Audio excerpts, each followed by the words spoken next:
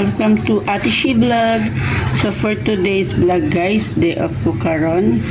Ayan ang ulam natin for today's video.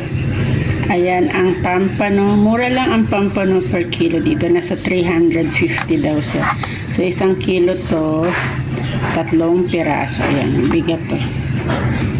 So ayan, ipiprito natin siya. Kapag katapos natin prito, lalagyan natin ng ayan, meron tayong ayan mga panakot, sibuyas, kamatis, at saka lagyan natin siya ng dahon na siling green. Ayan guys. So, eto, ipiprito muna natin siya at bago natin lagyan ng kamatis guys. Samahan nyo ako guys. Maraming salamat.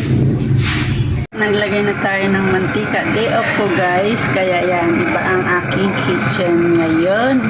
Kaya nakapaglinis na ako guys. Yan ang kitchen. Sobrang dilim. Doon naman sa tinatrabahuan ko, sobrang liwanag. Guys, na-prito ko guys. Yan. Sana hindi magdikit kasi sa hindi ako marunong magluto ng sa ganitong kawali non-stick yung lutoan ko din sa kabilang bahay. So ayan, ipiprito na tayo. Ang laki ng tangka na guys. So marunong na ako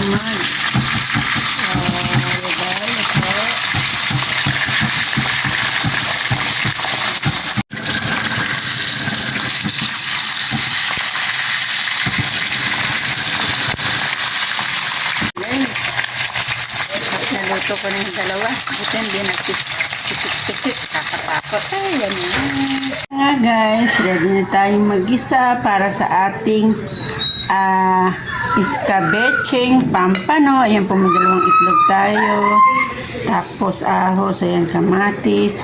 Siling green. So ayan na guys. Magluto na tayo. Ating bawang. Ng ating sweet onion. Natin ang kamatis. Mix natin guys. Ayan ang beef cube. Ayan. Gisa muna. Maglalagay tayo dyan ng tubig kasi yung mga bata po ay gusto nila ng may sabaw. Ayan. Okay, lalagyan natin siya mamaya ng sabaw kapag luto ng ating kamatis.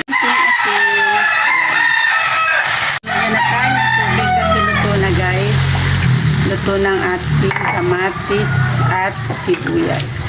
Isang-isa na yan guys. So ayan na nga guys, kumulo na ang ating nilagay na tubig. So ilalagay na natin ang ating pampano kasi baka maubos yung tubig. Favorite pa naman ng mga bata ang sabaw.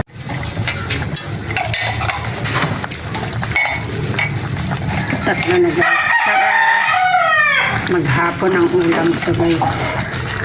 O diba, hindi na makita yung sabaw guys kasi napuno na. Isda pa lang guys, ang lalaki na kasi guys. Lagay na natin ang ating 2 pirasong itlog. Ayan guys, lagay na natin ang ating sili. At nakaluto na tayo ng iskabecheng pampano. Maraming salamat po sa panonood at kung bago ka pa lang po sa aking channel, like and share po. Maraming salamat po at comment down below kung saan po nakaabot ang aking video. Maraming salamat. Magandang buhay. Thank you for watching.